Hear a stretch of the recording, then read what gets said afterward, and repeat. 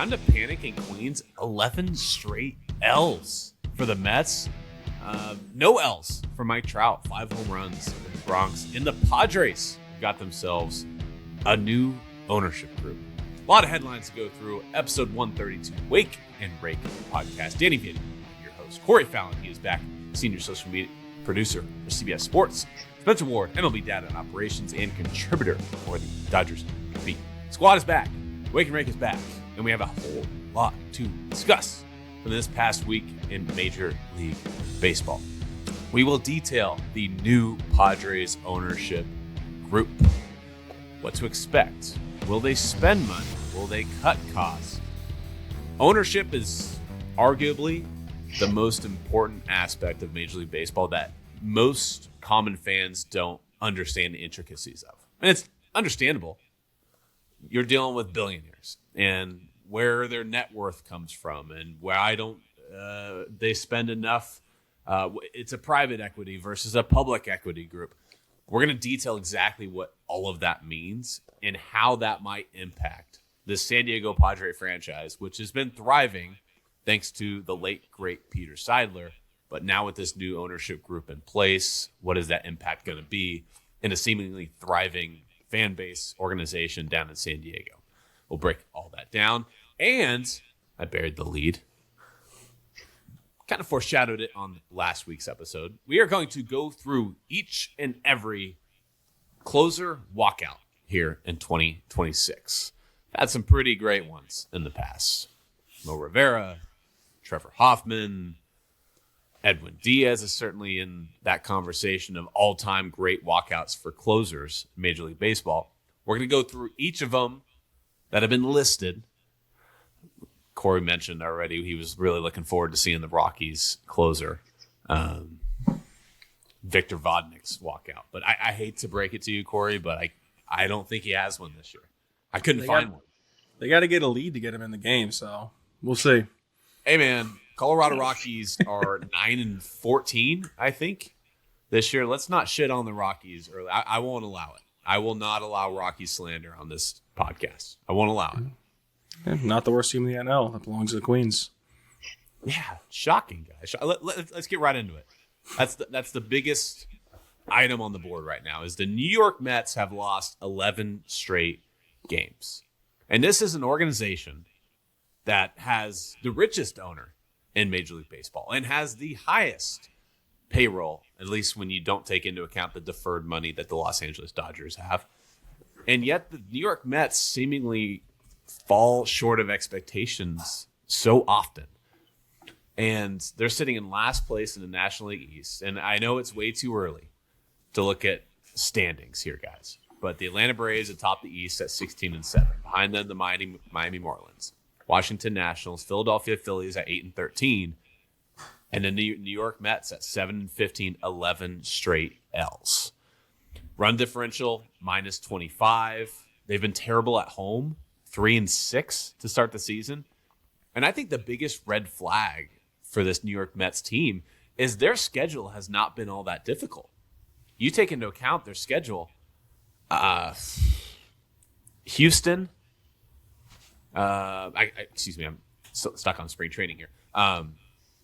Pittsburgh, who has gotten off to a very strong start to the season. St. Louis has gotten off to a strong start this season, but not expected to be a contender this year. And then after that, it's been San Francisco, Arizona. Arizona's gotten off to a nice start, but again, not a massive contender this year. They did play the Dodgers and got absolutely rooted by the Dodgers, got swept. And then they just finished up a series getting swept by the Cubs, who are expected to be a contender. But all in all, not a great start by the Mets. And that's with having a schedule that has maybe not been easy, but there's winnable games on the schedule, and there's no excuse for starting the year 3-6. I'll start with the New Yorker here, Corey Fallon. I know you're a notorious Met hater here, and you're probably not going to sound friendly when it comes to the Mets here, but is it time to panic in Queens? No. I think as much as I'd like to shit all over the Mets, I do like it when they're competitive. It makes the city more alive. I think it's good for baseball, and the Mets are good. But I don't think it's time to panic yet because I think the talent's there on the roster. Once they start clicking, they'll be fine. Soto's hurt right now. Bichette hasn't gotten off to the start they expected him of. Lindor's been struggling, but Lindor has struggled early on in the past couple of seasons. I think, again, once they click, they'll be okay. Their biggest problem now is they just have Tommy Pham and MJ Melendez taking at-bats, and that's not the guys who are going to be in a lineup who are going to want to win games. They got Soto's on the IL, Polanco's on the IL, Jared Young, who had a good start to the season's on the IL.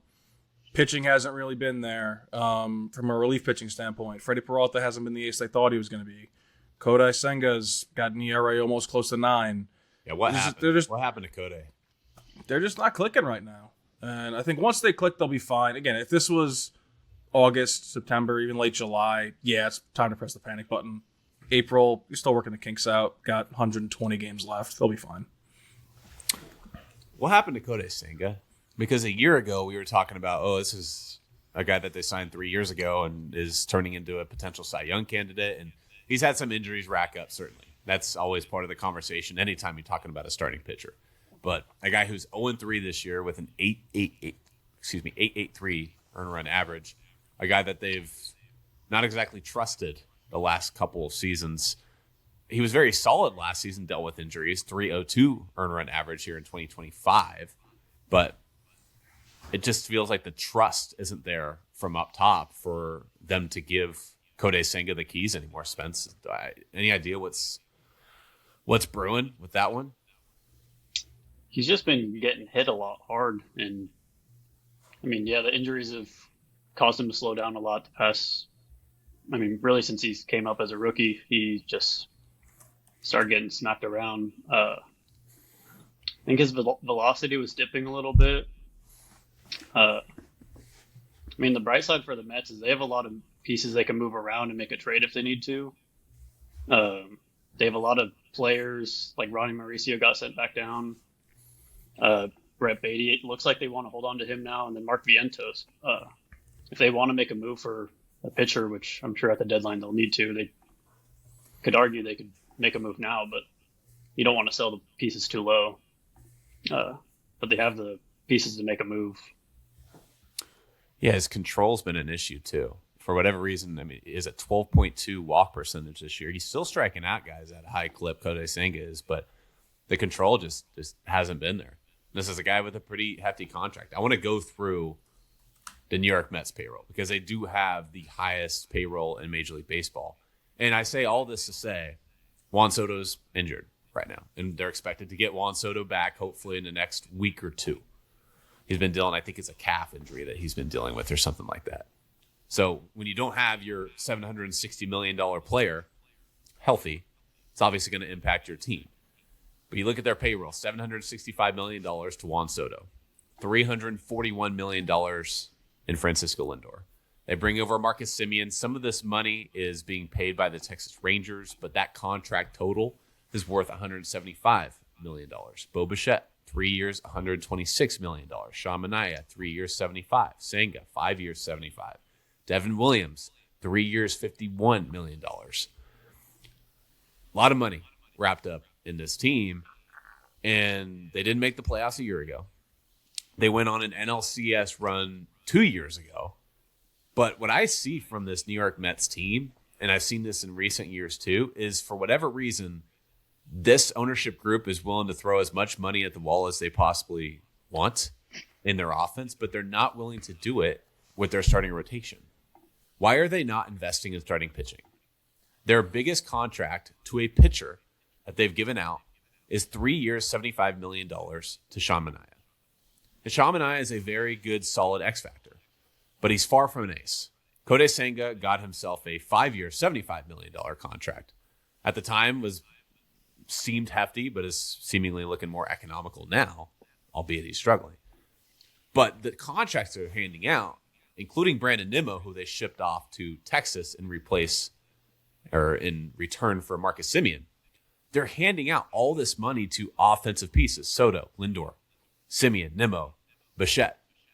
But for whatever reason, they're going into a season with three young starters who really doesn't have a whole lot of Major League Baseball experience, and Nolan McLean, they were hoping to have their other young starters into the fold, but they've instead been relying more on like David Peterson and Clay Holmes and Kodai Senga.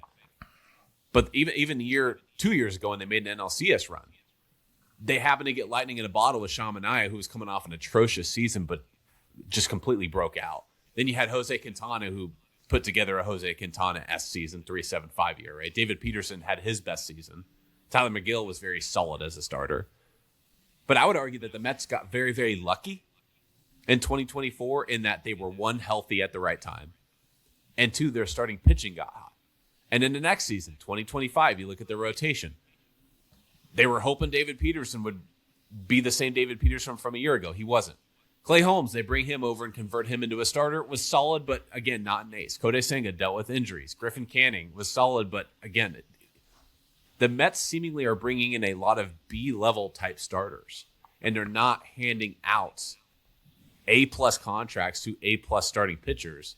And I wonder if that's a company initiative, a company strategy. It seems like they're not willing to hand out big-time contracts to big-time starters. Am I crazy in saying that?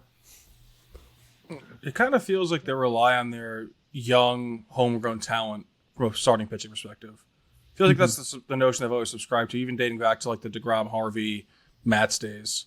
It feels like that's kind of the path they've always relied on, is trying to win with the starting pitching that they develop in-house as opposed to, quote-unquote, buying out the best arms. Who knows, because the ownership group changed everything, but, I mean, Nolan McLean looks like the guy for the future and the number one. Maybe it's that they don't want to overshadow him or push him down to the 2, and they want to see him as the 1 and star. I don't really know. It's tough to say, but it feels like the Mets always want their young guys, especially that they've drafted and developed, to shine as opposed to bringing somebody in. They gave up on Manaea real quick too. I mean, he hasn't even started the game this year. Right. He's just been throwing garbage time innings. I mean, he's got 5 games on the year. He's finished 4 of them. And that's the biggest contract that they've handed out to their current starting rotation is Manaea.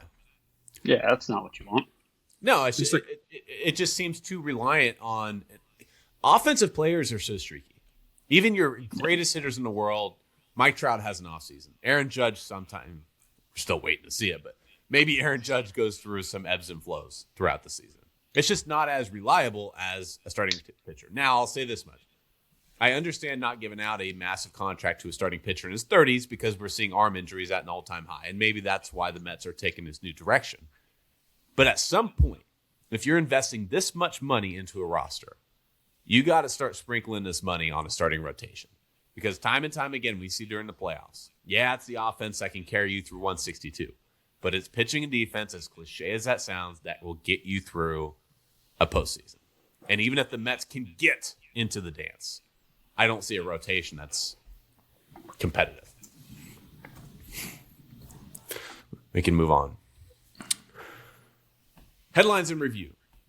In first place as of April 20th, New York Yankees are atop the division in the American League East. The Cleveland Guardians atop the Central. Texas Rangers are tied atop the American League West. Atlanta Braves, first place in the National League East. Cincinnati Reds atop the National League Central, gentlemen. And it's a tough National League Central. And, of course, the Los Angeles Dodgers atop the National League West. This next week coming up, they're calling it Rivalry Week, apparently. Excuse me. Now, we do have Yankee Sox. Okay, that's as historical as it gets when it comes to rivalries. You'd have Dodgers Giants, arguably the second best rivalry historically. And then you have Phil's Braves, Pirates Brewers. They're listing as a rivalry, and they're also, for whatever reason, listing the Padres and Diamondbacks as a rivalry. According to Major League Baseball, they are listing that as one of their rivalry games. Padres Diamondbacks are apparently a rivalry. Just because they're both like expansion teams? I don't. I think they're just trying to create something out of nothing. But I think every baseball fan knows right now, not historically speaking, but arguably the best rivalry in sports right now is Dodgers Padres. But Major League Baseball can't take that. I know you're rolling your eyes, Corey. I'm West Coast bias on that take, and I get that. Yankees Sox, without a doubt, historically greatest rivalry of maybe not just in Major League Baseball, but across all sports. But I think right now, in regards to, it's all about like how much does a team hate one another. I think the Padres and Dodgers players, I think they truly dislike one another. Yeah, they hate each other. Yeah, they cannot stand them. And I think that's what makes a rivalry special, at least right now in the moment. Now, historical context, that all plays into it. Yes, 100%. And that's why Yankees Sox will, without a doubt, be the GOAT when it comes to rivalries. But I think from Major League Baseball stance, they can't say, hey, Padres Dodgers are a rivalry, because then that takes away from the fact that they also have a Dodgers Giants series coming up this week. And the Dodgers Giants rivalry just hasn't been the same because the Giants haven't been competitive. But the Major League Baseball, they can't take that stance because now you're taking away from a historical rivalry that is Dodgers Giants. So that's my guess of why they're just saying, yeah, Padres Diamondbacks, sure. Same division, I guess. Why not Padres Rockies? You know, like I just don't know why they chose Padres Diamondbacks. So, two good teams though. Diamondbacks are off to a good start. Padres are off to a good start. So it could be a good series. Mike Trout, 5 home runs in the Bronx, and Aaron Judge's reaction on his 5th home run was very telling of just how good this man is. So Mike Trout, he's reached base this year more than anybody in baseball. I think we've been talking for weeks now. I think Trouty is here. He's hopefully back and healthy, and I'm sure it took a toll on you watching that series, Corey, with seeing Trout park 5 home runs in the Bronx. Yes and no. As a Yankees fan, it sucks that, Angels kind of ran us out of our own building, but baseball is better when Mike Trout's healthy and playing baseball. It's great seeing him, hit the ball the way he is, and this is going to date us a little bit, but it's nothing new for us because we've seen him do it for 10, 12 years, but there's a whole another generation of baseball players who are like, Mike Trout's the old guy. He was the guy who used to be good, the guy who used to win MVPs, which sucks to say. But this is stuff that we'd see him do on a daily, weekly basis. Back in 2012, 2015, when it was second nature. Trout hit 3 home runs in a game again, robbed 2 more. Yeah, whatever. Another Tuesday. And then touched the normal door. They'd lose by 10. Yeah, lose by 10. But no, it was good. And I think I'm sure you guys have all seen the drop step or the little shift in his swing that he implemented. But, early season, but he turned his season around by that. He pretty much doubled all of his offensive statistics just by introducing a little more timing and rhythm. It's Nolan Arenado-esque. So I'm glad Trout's back. I'm hoping he stays healthy. Yeah, he leads Major League Baseball with 22 runs scored. I think he's got 23 walks, got 430 on base percentage. Which you hear 430 on base, you're like, holy crap, that's great. But that was 2012, 2015 Mike Trout. That's what he did. He got on base. He hit the ball hard. Stolen bases kind of fell off as he got a little older, but that's what he did. He would get on base, he'd steal. He was an exciting player. And I'm just glad he's returning to that form, even if we're only getting him for a week or 2 or 3. I hope it's longer than that, but it was great to kind of see those flashes of him again. I just didn't want to get Andrew Jones 2.0. Yeah. Because Andrew Jones and Mike Trout, if you look at their numbers through their first 10, 12 seasons, super comparable. And people are saying, Andrew Jones isn't a Hall of Famer because he didn't do it for a long enough stint. People were saying Mike Trout was a Hall of Famer after the first 8, 10 years of his career. Good to see this man back. And he's having fun. Winning helps, right? They are tied atop the American League West. Again, it's very early, but they are tied atop the American League West with the Texas Rangers. So, I just hope he wins a playoff game. Just give him one. Longest playoff droughts in the 4 major sports. Los Angeles Angels, 15 years. Following that was I just made this graphic on CBS Sports, and it's, I'm forgetting, Charlotte Hornets right behind them, who unfortunately didn't win their play-in game. And then Buffalo Sabres just broke theirs for the hockey. Oh, New York Jets for the NFL. And then I think, if I'm not mistaken, the Sharks may have the longest in hockey, if I'm not mistaken. Don't quote me on that. This is not a hockey podcast. Definitely not. Hockey people get them. But shout out Brent Burns, 41-year-old Brent Burns. Hasn't missed a game in 13 years. San Jose Shark legend. Missing more teeth than games missed over the past 20 years. Good for him. Yeah. Yeah, good for him. That's right. Padres ownership. I have a pretty substantial Padres following on this podcast, so I feel it's only right that we discuss this new ownership. Now, it's not official yet. It's expected to happen, and all indications are it's going to happen. But Jose Feliciano and his wife, Kwanzaa Jones, are expected to be new owners of the San Diego Padres. Now, this comes after some tenuous last couple years. Now, Peter Seidler owned and took control of the Padres back in, I think it was 2019. And until his very last breath, he gave every coin, every dollar, every piece of currency that he could possibly invest into this organization. He gave it up until he passed away 2 years ago. And this era of the San Diego Padres is directly resulting of him investing everything he has. They wouldn't have Toddy, at least not with this extension. They wouldn't have Machado. They wouldn't have these faces of the franchise if it wasn't for Peter Seidler putting his own money into the pot and saying, go give me a winning ball club. And again, of course, he passed away a couple of years ago. It was then passed on to his kids. In the last couple of years, it's been just chaos. Whether it was who's going to take over ownership, who's going to take over the power, who's going to take over the decision-making. It's just been back and forth these last couple of years. Now it's expected to be sold to the new owner, Jose Feliciano, and his wife. Little background on Feliciano. And this matters because the background on an owner and how he spends his money is a direct result of how he could spend his money when he takes over the club.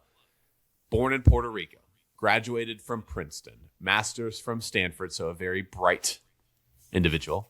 He currently lives in Los Angeles. Now, this is where it gets a little quirky because he lives in Los Angeles, so he's a Southern California native, but his business partner, Todd Bowley, is part owner of the Dodgers. They are both part of Clear Lake Capital. Clear Lake Capital is the 12th largest private equity firm in the world. So very rich people we're talking about here, billionaires. So his business partner, Todd Bowley, part owner of the Dodgers. Now, Feliciano is going to be taking control of the Padres. They're in the same division. They're, 150 miles apart, maybe? Dodgers and Padres. And they technically are partners within the same business, Clear Lake Capital, a private equity. Now, what does private equity firm mean exactly? It is a bunch of really rich people spending money and investing in businesses a la Shark Tank. If you've ever seen Shark Tank, it's billionaires, your Mark Cubans saying, here, I will give you $500,000 for a 20% stake in your company.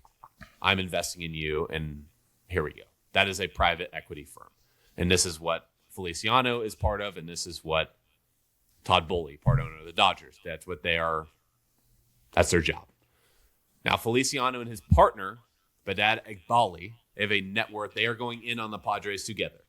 They have a net worth of $8.2 billion, according to Forbes. That would make them the third richest owners in Major League Baseball behind only Steve Cohen of the Mets and the Rogers family, the Toronto Blue Jays, respectively. So, net worth matters because if you got it, you probably want to spend it, potentially, hopefully. Not always the case. Bowley and Feliciano both are part of the ownership group that owns Chelsea FC of the Premier League.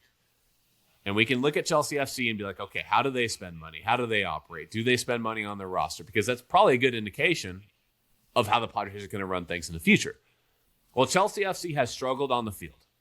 They're sixth in the Premier League out of 20 teams. So they're sixth, which isn't horrible, but from their standard, it's a little bit lower than they'd like to be. But throughout their struggles, they have a younger roster. They do spend money. They've spent 1.7 billion euro on players on their payroll. That's the fifth highest in the Premier League. So they spend money. They might not be winning games at as high of a clip as they'd like in Chelsea, but they do spend money, and at least with their soccer team, they invest into a roster. To me, that is a good indication that you will likely see similar things happening down in San Diego. Spencer, you have been watching the Dodgers in this ownership group for years. Todd Bowley is part of that ownership group. Nobody spends money more or more wisely than the Dodgers, I think this is probably a good sign to come for Padre fans. Oh, I sure hope so. I mean, that would make baseball better. San Diego baseball has been electric for the past 5-6 years now. I mean, that stadium is bumping every night. They've got all the stars. They have a lot of the stars right now, and got some young players coming up. And I mean, if you can just spend the money that they've been wanting to spend for the past multiple years and just keep adding to that roster and drive that Dodgers-Padres rivalry even more, I mean, that's as good as it can get right there. I mean, that's prime Red Sox-Yankees. I mean, that's what baseball wants right now. Yeah. Regionally, Padres-Dodgers is more of a rivalry than San Francisco and LA, Giants-Dodgers. You take into the historical context of the Giants they used to be in New York, Dodgers used to be in Brooklyn. You got to take into that account. But at least like regionally now, Padres-Dodgers makes more sense than San Francisco, LA, rivalry-wise. So I think this could be a good thing. I'm just worried we got a little pyramid scheme here going. Two guys, Dodgers, Padres, I'm now going to own opposite teams, but they're business partners. Who's to say they don't start trading Tatis to the Dodgers for like low-level prospects? Or use them as a farm team. Little collusion. Tinfoil hats on. I see what they're doing. Not the first time the Dodgers will get away with cheating. Whoa. Free Ippy. No basis behind that whatsoever. Coolest thing I saw from this last week is, number one, Mason Miller threw a 97-mile-an-hour changeup, which is just ridiculous. You guys, that's a 6-mile-an-hour difference from his fastball still. So you hear 97-mile-an-hour changeup, that's a paradox. That doesn't even make sense. But it really is a change of speeds. It's 6 miles an hour off his 103-mile-an-hour fastball. So Mason Miller threw a 97-mile-an-hour changeup. Never thought I would see the day where I saw a 97-mile-an-hour changeup. And the second best thing or coolest thing I saw from this last week is the young guys are getting paid. And by getting paid, they're being extended. Kevin McGonigal got an 8-year extension with the Detroit Tigers. And I think this is great for baseball on keeping young guys around for the fan bases to buy their jerseys and go to the ballpark and invest into their rosters. This is a result of an ownership investing in their rosters. Detroit's not a notoriously high payroll team, but they now have Kevin McGonigal. They bring over Framber Valdez. Hopefully, they can extend Tarek Skubal. I don't love their chances with that one, but hopefully they can because they have a very competitive team. Connor Griffin extended by the Pittsburgh Pirates for 9 more years. Roman Anthony was extended for 8 more years. Jackson Chourio a couple years ago extended for 8 years. Jackson Merrill in San Diego extended for 9 years. Now, these are all players that are expected to hit arbitration in a couple years, all young players that are expected to be superstars at one time. And so these ownership groups are essentially saying, okay, let's try and get them paid now. So hopefully we may save a little bit of money in arbitration later on. And we save a little bit of money for those first 2 years of when they hit free agency, and we can keep them around longer. Regardless of the ins and outs of why it's happening, I think this is a very good thing that these young kids are getting paid and are going to expected to be in the same jerseys for the next 8 years. Because that right there is why fans show up to the ballpark. Not extending guys, not having guys wearing the same jerseys. That's why fans didn't show up in Oakland. That's why fans aren't showing up in Miami. Having players that you can wrap your arms around and get to know and understand their personalities and actually root for and relate to, that is the root of baseball fandom. And I think this is great. Corey, coolest thing you saw from this last week of baseball? Coolest thing I saw was baseball's got a new Iron Man in Matt Olson. Played in his 800th consecutive game, 11th longest in Major League history, second longest this century behind Miguel Tejada, who had 1,150 back in the early 2000s. But expected to rise up to 8th on that list if he plays the entire year. A guy who feels like an Adrian Beltre type of guy, who's around every year, plays almost every single day, will give you almost the same production year over year. He's going to hit you 30 home runs, going to hit you north of 90 RBIs, hit around 250 to 260. But he's the same player, and he's going to show up every day, give you great defense. He's going to be a leader for the team, staple in the Atlanta community now for a couple of years. Hasn't missed a game since being traded to the Braves, in 2022, I think. So that was something really cool. You don't really put into perspective some of these guys, and you kind of forget that, people don't play every day. They get, off days, and they double up on travel days so they can get 2 days off in a row. So seeing somebody still show up in the lineup every day and be productive and be, a face of baseball to an extent is pretty cool. So that was one of the coolest things I saw this week. Just the 800 games played. He's at like 804 now. Should be in the mid 900s by year's end and rise to 8th on the all-time list. And if he wants to catch Cal Ripken Jr., got to play till 2037. That's insane. Yeah. I think he'll be 43, I think, or something like that. His age 43 season, but he's got a ways to go, but it's possible. That's nuts. And as a shortstop, too. That's incredible. I mean, again, tinfoil hat, Kevin Costner, the light delay, Yeah, we talked about this on a Zoom call a couple days ago. This was the first time I had heard the Kevin Costner conspiracy theory. Yeah, I've heard that, yeah. I'm not saying, but I'm saying. Spence, coolest thing you saw from this last week? I don't remember what game it was. I think it was a foul ball. A little boy caught the foul ball and then handed it off to his sister. And then Jake Mangum in Pittsburgh. Yes. Yeah, and immediately just starts hugging and crying and just holding on, and it was cute. That was awesome. That just makes everybody smile, and that was cool. Yeah. And the kid was wearing a Jake Mangum jersey too. Like, who owns a Jake Mangum jersey? Like, that's insane. Like, there's probably one Jake Mangum, the little girl wearing a Jake Mangum jersey. Like, there's probably one Jake Mangum jersey that you can find in the world. She has it. I honestly can't believe it took Jake Mangum as long as he did to make it to the majors. He was in the minors like 5. Yeah, because he was good. I think it was Mississippi State. He was hitting well in the minors, and then just didn't break out till last year at Tampa. So Pirates are legit, people. Keep telling you.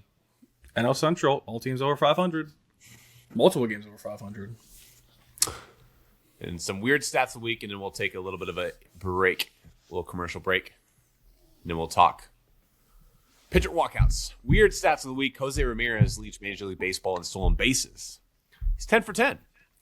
There is only one qualified pitcher in Major League Baseball that has not allowed a barrel this year. He plays for San Francisco. That's Landon Rope. Also has the lowest hard hit percentage in baseball. Missing barrels. William Contreras. Base runners trying to steal against him are just 7 for 15. He's thrown out 8 of them, and he's only allowed 7 stolen bases. He's the only catcher in Major League Baseball with more caught stealing than stolen bases allowed. And the last weird stat of the week is that the Miami Marlins are in danger of losing the attendance race to a minor league ballpark. The Miami Marlins this year, on average, 12,940 fans for their home games. The Athletics of West Sacramento, 10,412. And that ballpark, guys, holds about 12,000 people. So if Miami trends downward, because that number is a little inflated with that opening series. If Miami trends downward with that average attendance currently at 12,940, it could inch closer and closer to the Athletics ballpark that are expected to be a contending team. That would not be a good look for Miami to have less attendance than a minor league ballpark out in Sacramento. Be rough. That's tough. I'm shocked they're not selling out tickets and fans aren't trying to break down the doors to see Otto Lopez and Liam Hicks play baseball down in Miami. And Hicks is raking. Yeah. Let's take a break. Pitcher walkouts coming up. Closer walkouts. Now, before we get to the 2026 rankings, we're going to go one by one of the 15 walkouts that we have allocated here. And before we go through each one, Corey, your greatest walkout of all time would be who? I'm going to guess it's Mo. Yeah, tough. I mean, it's just so ingrained in my DNA. Going to games, you hear the little guitar start to get going, a little riff of Enter Sandman, still brings, goosebumps to my arms. But you kind of have to respect Hoffman, too, because he's kind of the originator. He's the guy who started it. And he came out to Badass Song and Hell's Bells, and it kind of really set the stage for all these closers now. And it's theatrical, and it's intimidation, and it gets the crowd going, it keeps them alive, wakes them up at the end of the game. So I think Mo's a personal favorite, but I mean, I still have respect for both of them. Grant Balfour was good too back in Oakland. He was always a good one with the. Glad you mentioned that. What was it? The Balfour Crazies or something? What were out? There was a fan base out there that he had that had the flags and the. They would do like the thing over the railing. Yeah. So that was a good one that always stuck out too. He was a psycho too. Absolute psycho on the mound. Every closer needs to be. Yeah. I'll die on this hill where every closer needs to be crazy, and every closer needs to listen to a loud song just to get everyone going. To like, it is an intimidation factor, but it's also like gets that primal instinct in you going, and it really gets you juiced up and fired up and ready to go. So, yeah, he was a psychopath, and him chirping at Victor Martinez is still one of the best clips in baseball history. Yeah. In a playoff game too, I think, right? Yeah, was it the ALDS? Yeah. I think it was. Yeah. What was your walkout song in college? We didn't get one, which sucked. Our coach told us if we won our conference, we'd get it the next year. We won our conference and almost made it to the College World Series, and then did not get walkouts next year. That's brutal. Yeah, no, I would have had. I got to add my songs to the pregame playlist if that was any consolation, and they were loud. So if anyone's interested, go look up. What was it? Perpetual Black Second by Meshuggah. Loud, but gets the people going. All right, first one, or 15 of them. We will watch them and react. You should be able to see the video if you are watching on our YouTube channel. Please subscribe. If you are listening to us via Spotify, via Apple Podcasts, thank you very much. Leave us a review if you can. You will have to be limited, of course, to just the audio of these walkouts, but I'll try to provide as much context as possible. So the first one on our list here is Kenley Jansen, who comes out to In the Stone by Earth, Wind, and Fire.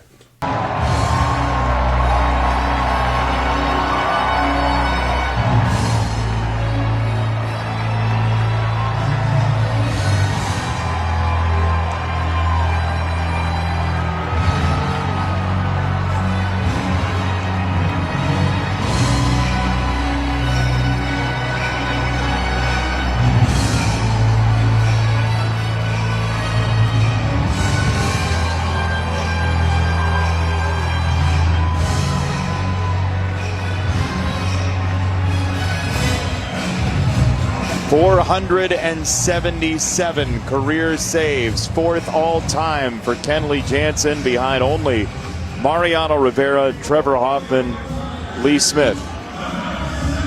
And this is nice. Yeah, not bad. I've seen better. The lights are... And then my dog's pretty hyped about Kenley Jansen, apparently, so he likes it. Next up on the list, Ryan Helsley, closer for the Baltimore Orioles. And he's had some good ones in the past, back when he was with St. Louis, then when he got traded over to the Mets. Now he's coming out to his usual Hell's Bells, AC/DC.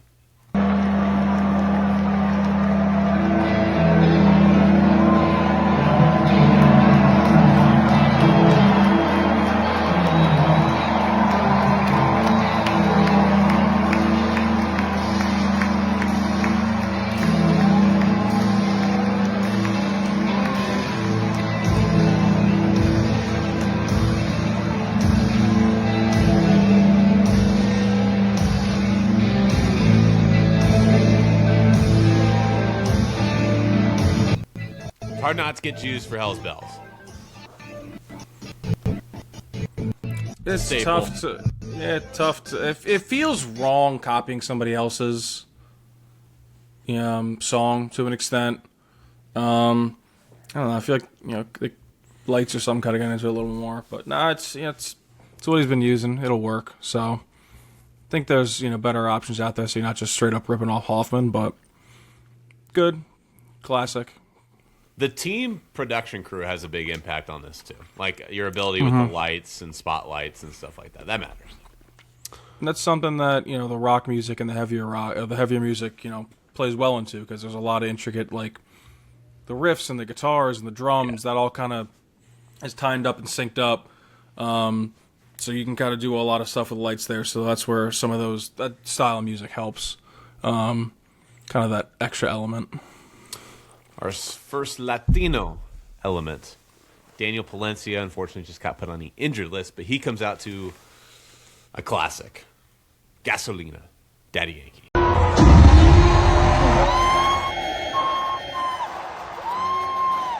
Who's this? Who's this?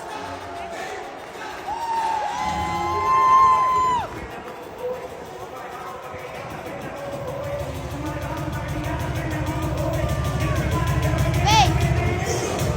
Hey!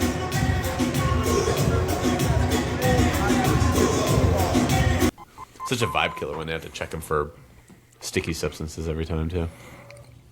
All I can think of is Carlos and the Benchwarmers, rounding second base. Yeah. Yeah. Classic. Classic song. Good entrance, though. You might like this next one. David Bednar, Yankees closer, coming out to Is this win a game by Renegade? 6. Let's go. It's a great song.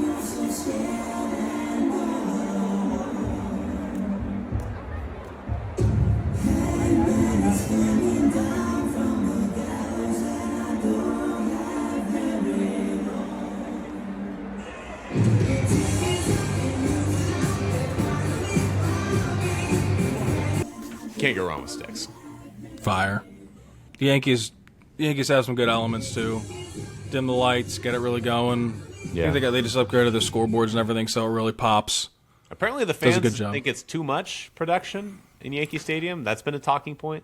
Yeah, no, it does feel Savannah Banana-y in between innings. There is there's a sound effect or a song snippet between every pitch, and it's a little too much. But apparently, like Aaron Judge requested him, you can't really say no to him. But it is a little bit much sometimes. Now, there are a few guys on this list that we're going to skip over because I don't think it does it justice. A lot of these videos we just weren't able to track down. So, like Devin Williams, for example, I can't tell if this is his walkout or not because the Mets have had Edwin Diaz, they've had Brian Helsley, they've gone all out for some of their production. But this Devin Williams one that I've seen, I don't think this is all that they can manage. So there's a few of them that, like Carlos Estevez, I've yet to see his new one come out this year. He had a song the last 2 years that he's used, but I don't want to provide false information here. So got a handful of them on deck. Paul Sewald, very classic jump around. I would argue it's a little overused, but it's a fan favorite. Such a vibe, though. Such a vibe.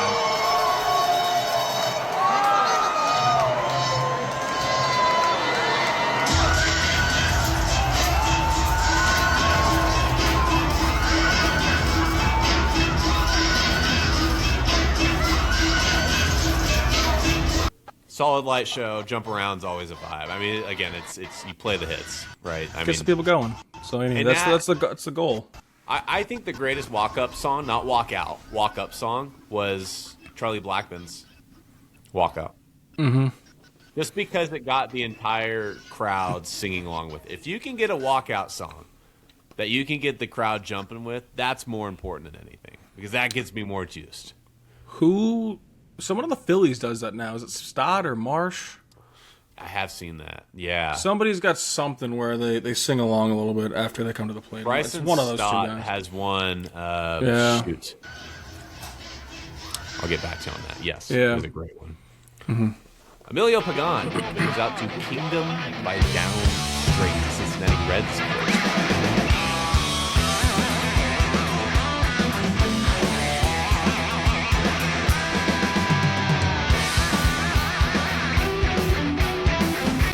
Should be noted, I believe that music is not the actual song that he comes out to. Because they posted on this video, the Cincinnati Reds did. It says copyright laws told us we can't post the Americans. So I think they're saying, like, hey, this is like free music that we've used. But I used the video on here for our YouTube viewers because you at least get to see the light show. And pretty cool light show in Cincinnati. Good ballpark, so that matters too. It can't go wrong in Cincinnati. And they got a good team. Are they in first in the Central right now? Sure are. They sure are. The first place Cincinnati Reds. Right Sox Glaciers, Atlanta Braves. Where's the spot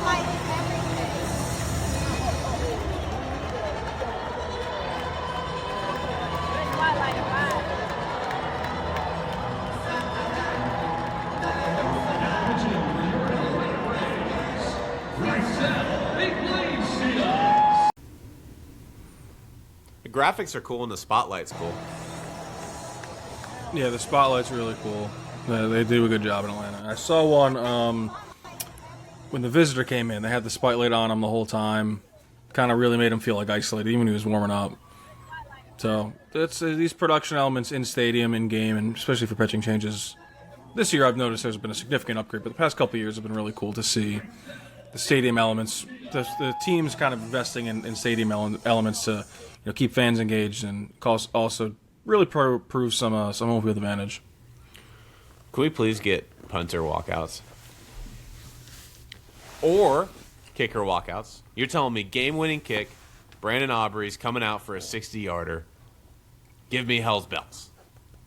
Give me enter Sandman right before Brandon Aubrey comes up and hits the 60-yard game winner.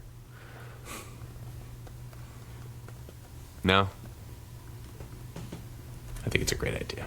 Our next one, Juan Duran, who, one, has one of the greatest names in baseball, and two, unfortunately, I think he hit the IL as well recently, but in Philly is pretty electric.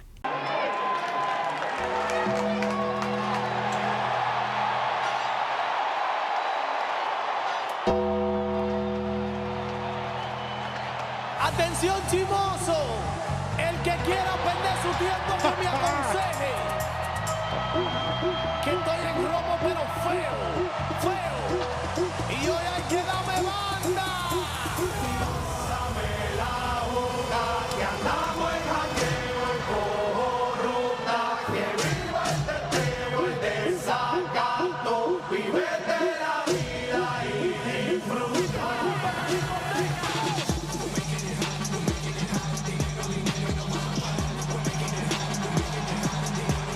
That one's sick. That one had me going. That's good. That's a good one. Two more. And I think we've saved the last two are the best for last.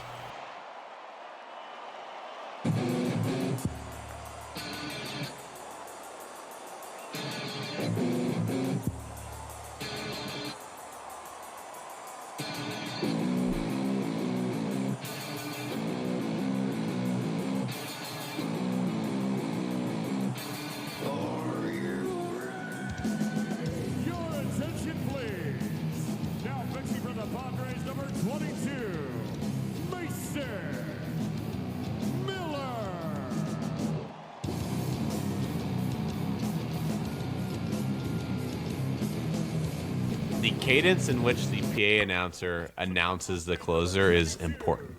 Because you wait for the beat drop and then for the PA announcer to be like, "Your attention, please." It's perfect. You got a good public address announcer voice. Appreciate that. Maybe it's a second career. And our final one, another guy who just got put on the injury list.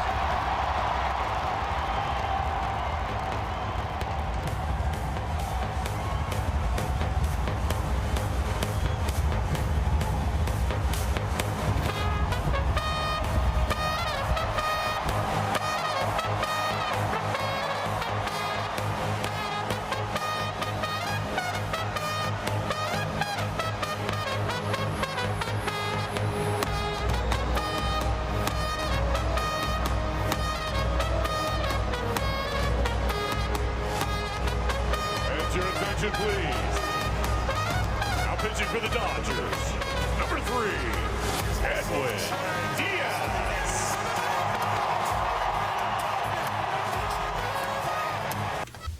Pretty solid. Hey man, I'm all for closer entrances. I'm all for making an appearance and vibing to a song, getting the crowd going. And I'm happy to see a lot of these teams buying in and doing it this year. It's great. Great for the game. Let's rank the walkouts, but first let's take a break. Be right back. So we don't completely get shat on in the comments, totally forgot about Andres Munoz out in Seattle. Let's take a little short look at Andres Munoz before we give our official rankings, because it wouldn't be just to not include Munoz.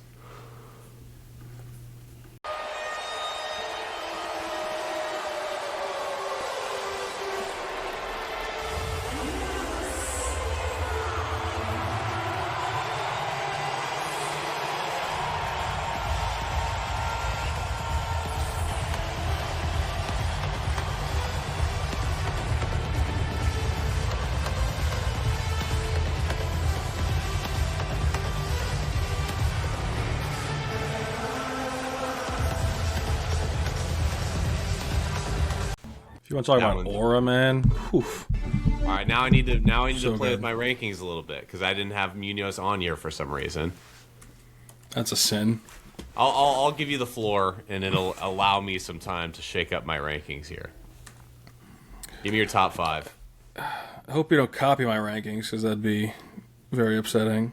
I got one with Bednar at 5. I think it's hometown bias, recency bias. Because you hear it, you see the lights go out. I've seen it in person a bunch. It's exhilarating. I just don't like it. If you ever see it done, they'll go from like dark to just bright. All of a sudden, they turn everything on at once, and that it feels like as soon as that happens, it kind of like deflates. And it is like as the beat drops, but I still think it's cool. It gets me going. I'm jazzed up about it. Plus, he's disgusting, so that always helps. I do got Munoz in the 4. Again, just electric stuff. Berman electric pitcher. I got Duran at my 3. I got Edwin Diaz at 2, and hard to argue, Mason Miller at 1.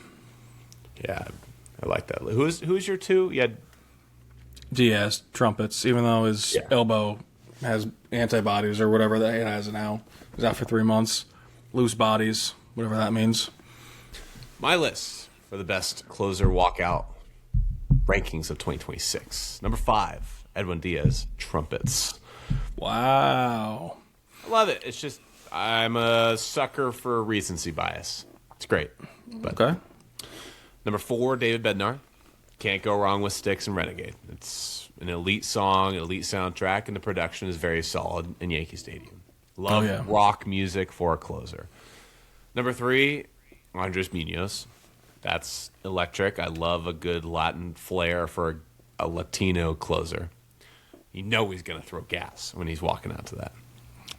Juan Duran, no notes. Perfect. Wouldn't the fact that I have him at number 2, it's like a 1A and 1B for me. He should do nothing differently. There is not a single song out there that would make his walkout better. The only reason he's not number 1 is because Mason Miller coming out to Korn, Blind by Korn. I want my closer to be absolutely psychotic. And when you come out to a song that is equally psychotic and it also gets the fans jumping and you also have that PA announcer cadence just so perfectly, and I have your attention, please. It's just everything about it is chef's kiss. The only thing that would make Mason Miller's intro or anything better is if he grew out a Fu Manchu and a mullet. Other than that, cinema. Can't do anything else different. Brian Wilson might have all-time aura for a closer. That's hard not to. I mean, he would be up there if you looked at him and you're like, yeah, he's a closer. Like, he's one of the few people you can look at and tell their position. I'm so glad Grant Balfour got his roses on this show. He deserves that. He deserves so much more because he was lights out. He came in older, I think, right? He deserves so much more praise. This is going to sound wrong, but he played like anywhere else other than Oakland, he would be talked about like a Wilson or like an Eric Gagne or Sergio Romo, some of these closers from back in the day. Yeah, he didn't do it for a super long time. I think that's what maybe hurt him. I mean, he had a long career, but he wasn't a closer for 8 years. He was only a closer for maybe 3 years, 4 years. Still, Joel Zamaya was too, and he gets talked about a decent amount. It's a great name drop. Yeah. Let us know what you think in the comments on YouTube, Spotify, Apple Podcasts. Now, I proposed this on the last episode, and it remains. If you leave us a review on Spotify and or Apple Podcasts, you take a screenshot of that review, you send it to us on social media, you get a free Wake and Rake hat. We will send it to you at no cost. Corey, what a blast this was, my man. I think your rankings are pretty solid. Maybe not as good as my rankings, but I think we've did a pretty solid job of breaking down closers onto this episode. I will talk next week, my friend. Always. Wake and Rake people. Be good. See you all next week. Adios.